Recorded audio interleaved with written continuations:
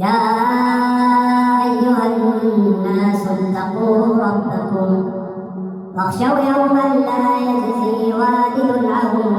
ولده ولا مولود هو جاز عن والده شيئا إن وعد الله حق فلا تغرنكم الحياة الدنيا ولا يغرنكم بالله الغرور إن الله عنده علم الساعة وينزل الغيث ويعلم ما في الأرحام وما تدري نفس ماذا تكسب غدا وما تدري نفس ماذا تكسب غدا وما تدري نفس بأي أرض تموت إن الله عليم خبير.